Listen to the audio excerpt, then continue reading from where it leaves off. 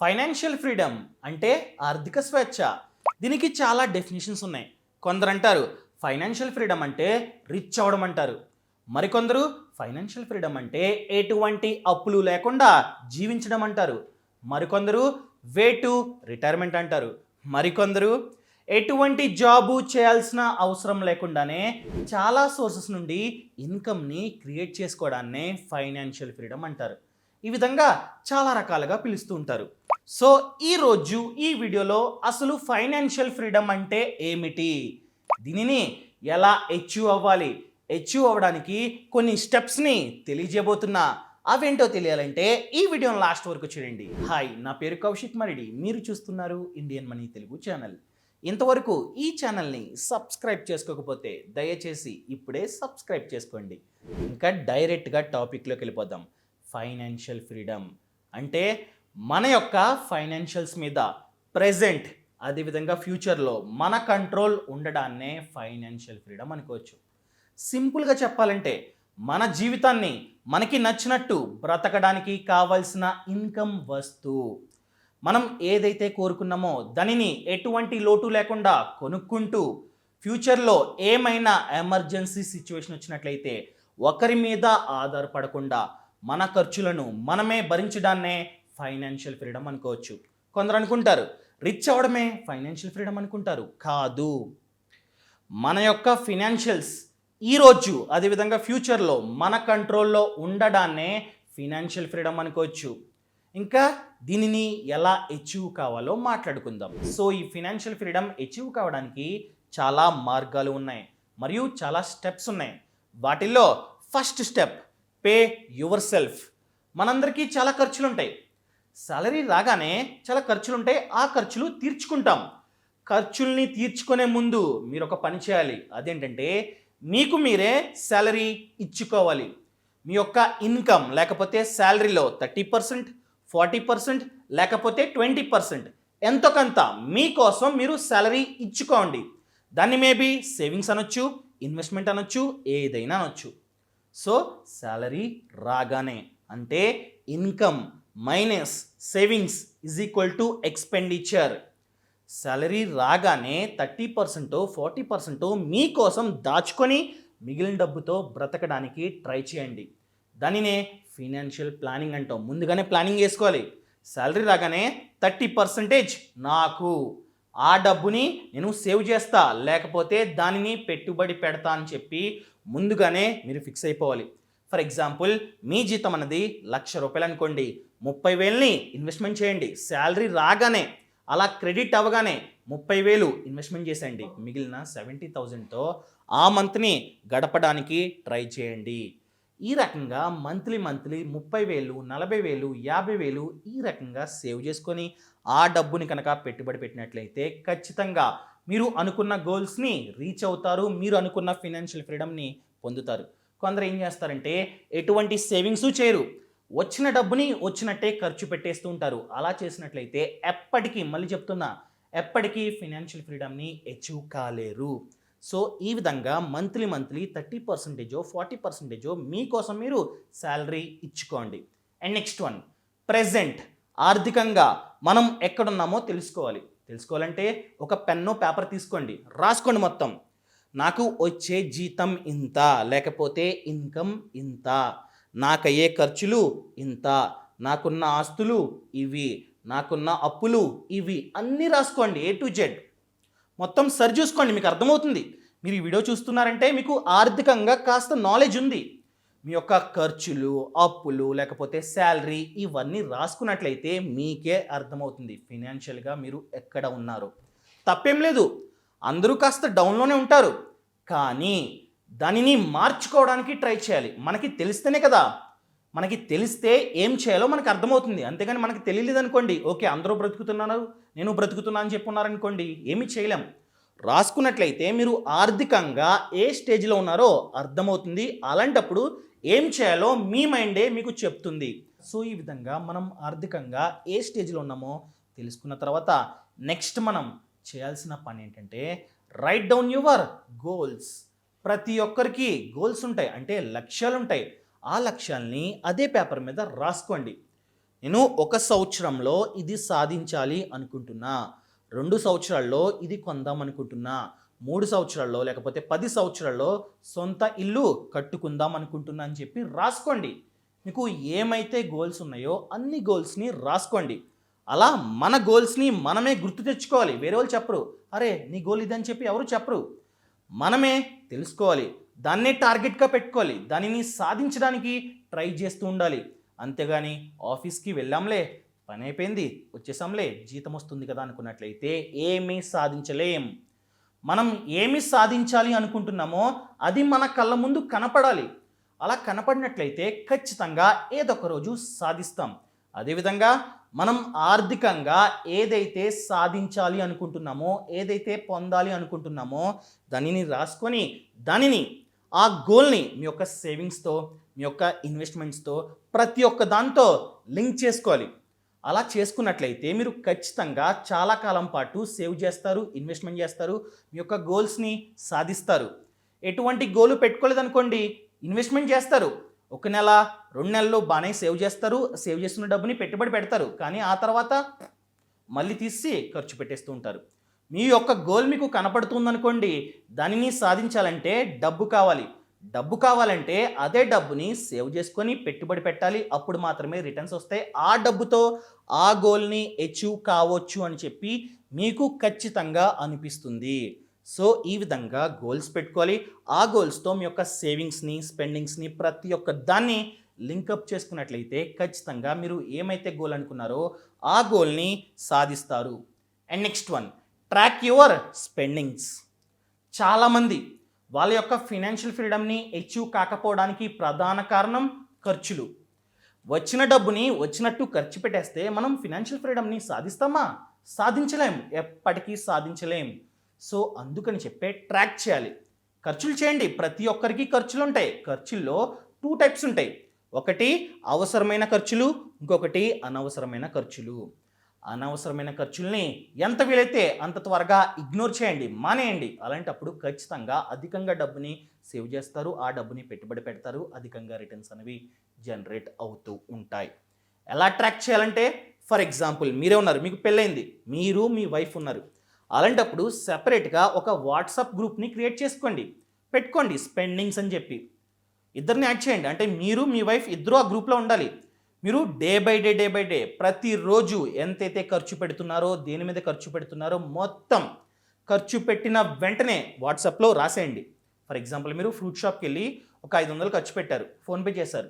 వెంటనే వాట్సాప్ గ్రూప్ని ఓపెన్ చేసి 500 ఫర్ ఫ్రూట్స్ అని చెప్పి రాయండి. అదేవిధంగా మీ వైఫ్ కూడా ఏమన్నా ఖర్చు చేశారనుకోండి, అక్కడ రాయండి. అది మేబీ పనికొచ్చే ఖర్చు కావచ్చు, పనికి రాని ఖర్చు కావచ్చు, ఏదైనా సరే ప్రతి ఒక్కటి 10 రూపాయలు ఖర్చు పెట్టినా కూడా ఎంటర్ చేయండి, వాట్సాప్ గ్రూప్లో పెట్టేయండి. ఈ విధంగా ఆ మంత్ ఎండ్లో ఏం చేయాలంటే మీరు మొత్తం ట్రాక్ చేయాలి.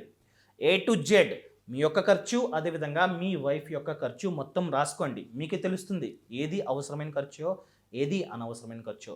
సెపరేట్ చేయండి. అవసరమైన ఖర్చు ఇంత, అనవసరమైన ఖర్చు ఇంత. ఈ డబ్బుని అనవసరంగా మనం వేస్ట్ చేసాం, మళ్ళీ ఈ రకమైన తప్పులు చేయకూడదు అని చెప్పి మీరు ముందుగానే డిసైడ్ అవ్వాలి. ఆల్రెడీ తెలిసింది కదా ఎంత అనవసరమైన ఖర్చు చేసామో. నెక్స్ట్ మంత్ దానిని తగ్గించాలి, నెక్స్ట్ మంత్ ఇంకా తగ్గించాలి. ఈ రకంగా మొత్తం దీనిని జీరో చేసినట్లయితే చాలా డబ్బుని మీరు సేవ్ చేసుకోగలరు. ఆ డబ్బుని పెట్టుబడి పెట్టుకున్నట్లయితే ఖచ్చితంగా ఫైనాన్షియల్ ఫ్రీడమ్ని అచీవ్ కాగలరు. And next one, spend less.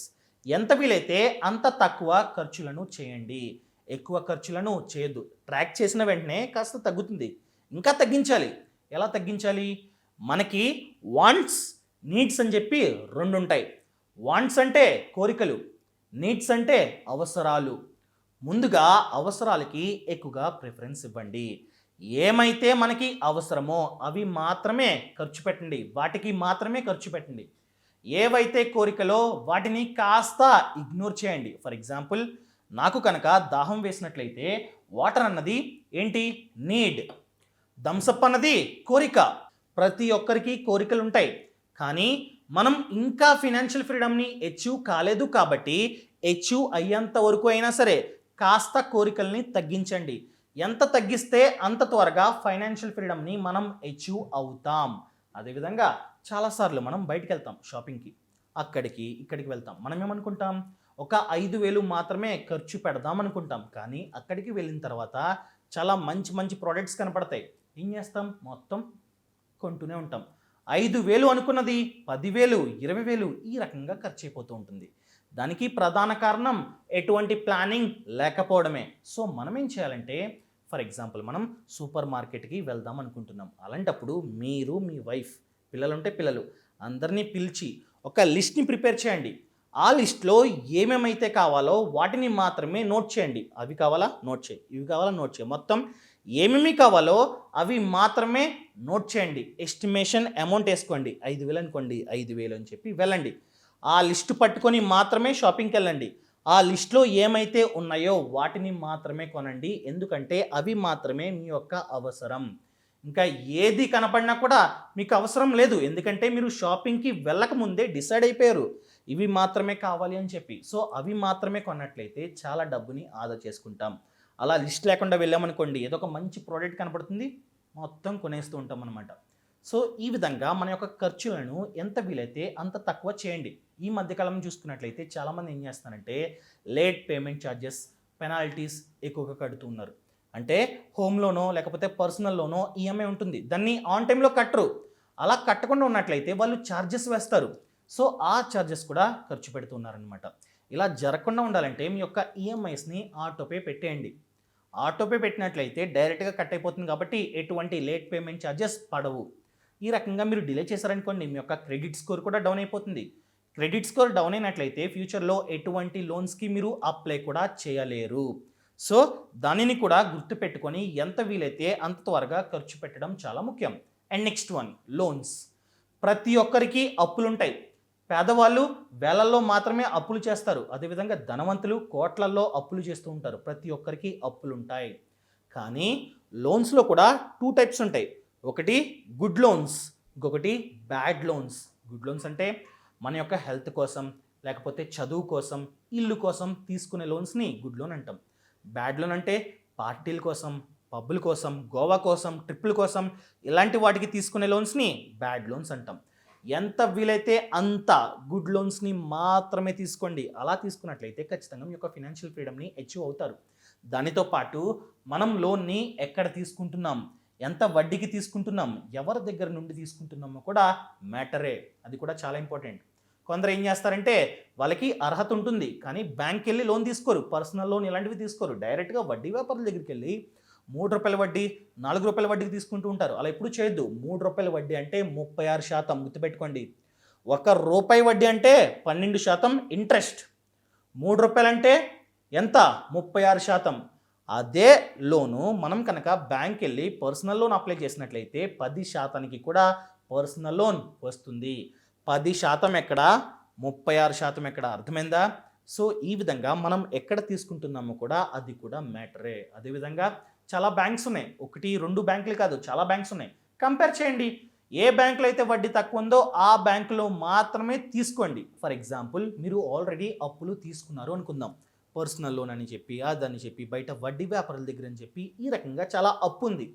So ఇప్పుడు మీరు ఏం చేయాలంటే మీకు ఎంతైతే ఇన్కమ్ వస్తుందో దానిలో ఎక్కువ పార్ట్ ఈ అప్పులను క్లియర్ చేయడానికి ట్రై చేయండి. అంతేగాని ఇన్వెస్ట్మెంట్ చేయొద్దు. అప్పులు ఉన్నట్లయితే ఆల్రెడీ, మళ్ళీ చెప్తున్నా, అప్పులు ఆల్రెడీ చాలా ఎక్కువ ఉన్నట్లయితే ఇన్వెస్ట్మెంట్ని కాస్త పోస్ట్పోన్ చేసుకోండి, తప్పలేదు. కానీ ఈ అప్పులను వెంటనే క్లియర్ చేయండి. వెంటనే క్లియర్ చేయడం ఎవరి వల్ల కాదు. సో మీరేం చేయాలంటే అప్పులలో ఏ అప్పులు చిన్న చిన్నవో వాటిని త్వరగా క్లియర్ చేసేయండి. అంతేగాని చిన్న చిన్న అప్పులను కూడా మీరు పెంచుకుంటూ రావద్దు, వడ్డీ కడుతూ పోవద్దు. సో చిన్న చిన్న అప్పులను క్లియర్ చేయండి. ఆ తర్వాత ఏ అప్పులకైతే వడ్డీ రేట్ అన్నది చాలా ఎక్కువ ఉందో వాటికి నెక్స్ట్ ప్రిఫరెన్స్ ఇవ్వండి. వాటిని అతి త్వరగా క్లియర్ చేయడానికి ట్రై చేయండి. ఫర్ ఎగ్జాంపుల్ మీరు వడ్డీ వ్యాపారుల దగ్గర ₹3 వడ్డీకి తెచ్చుకున్నారు. అలాంటప్పుడు దానికి ఫస్ట్ ప్రిఫరెన్స్ ఇవ్వడం చాలా ముఖ్యం. ముందుగా దానినే క్లియర్ చేయడానికి ట్రై చేయండి. ఎందుకంటే దాని యొక్క వడ్డీ రేటు చాలా ఎక్కువ కాబట్టి. And next one, keep your career moving forward. Day by day ఖర్చులు పెరిగిపోతూ ఉన్నాయి, రేట్లు కూడా పెరిగిపోతున్నాయి. పెట్రోల్ చూడండి, ₹105, ₹106 ఉంది. సో ఈ విధంగా ఖర్చులు పెరుగుతున్నాయి కాబట్టి మీ యొక్క శాలరీ లేకపోతే ఇన్కమ్ కూడా పెరుగుతూ ఉండాలి. ఖర్చులు పెరిగిపోయి మీ యొక్క జీతం ఇంతే ఉన్నట్లయితే ఎటువంటి లాభం లేదు, ఎప్పటికీ మీరు ఫినాన్షియల్ ఫ్రీడమ్ని అచీవ్ కాలేరు. ఖర్చులు ఎలా పెరుగుతున్నాయంటే మీ యొక్క జీతం దానికన్నా రెట్టింపు స్పీడ్లో పెరగాలి. అలా ప్లాన్ చేసుకోండి, బాగా కష్టపడండి, మీ యొక్క ఇంపార్టెన్స్ మీ యొక్క ఎంప్లాయర్కి తెలియచేయండి. సో అలాంటప్పుడు ఖచ్చితంగా ఎక్కువ హైక్ ఇస్తారు, బోనస్ ఇస్తారు. సో ఈ విధంగా మన యొక్క శాలరీ పెరుగుతూ ఉంటుంది. ఇన్ కేస్ మీ యొక్క ఎంప్లాయర్ కనుక శాలరీ ఇవ్వట్లేదు అనుకోండి, మీరు బాగా కష్టపడుతున్నారనుకోండి, అలాంటప్పుడు జాబ్ చేంజ్ అవ్వండి, పర్లేదు. చేంజ్ అయినట్లయితే 30% హైక్ వస్తుంది కదా, మినిమంలో మినిమం. సో ఈ విధంగా ఖర్చులు ఏమైతే పెరుగుతున్నాయో దానికన్నా రెట్టింపు స్పీడ్లో మన యొక్క ఇన్కమ్ పెరగాలి.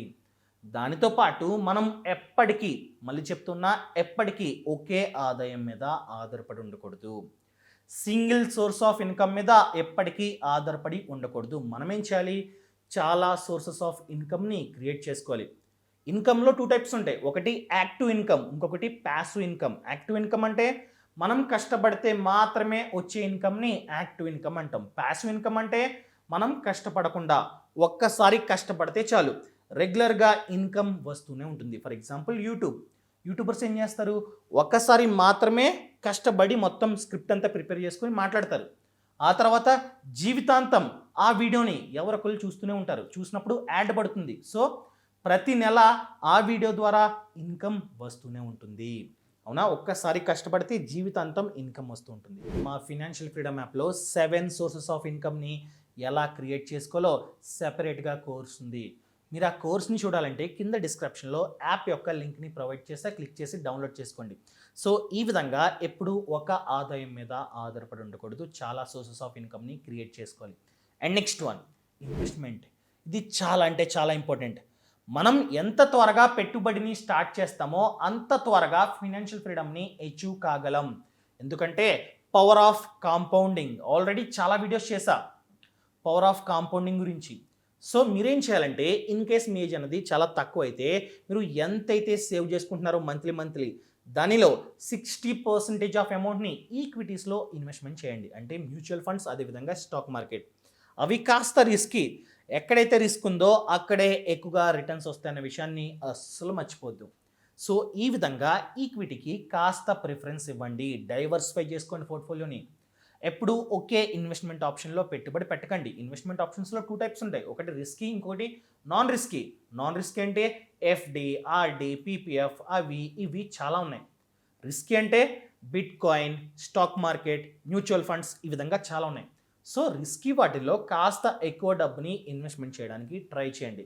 మీకు మ్యూచువల్ ఫండ్స్ అంటే ఏమిటో తెలీదా, కోర్స్ ఉంది. ఎక్కడ? ఫినాన్షియల్ ఫ్రీడమ్ యాప్లో. స్టాక్ మార్కెట్ అంటే ఏంటో తెలీదా, కోర్స్ ఉంది. ఎక్కడ? ఫినాన్షియల్ ఫ్రీడమ్ యాప్లో. A to Z ట్యాక్స్ని ఎలా ఆదా చేసుకోవాలి, ఎలా పెట్టుబడి పెట్టాలి, మంత్లీ ఎంత డబ్బుని సేవ్ చేసుకోవాలి, ఎక్కడ ఇన్వెస్ట్ చేయాలి, A to Z అండి.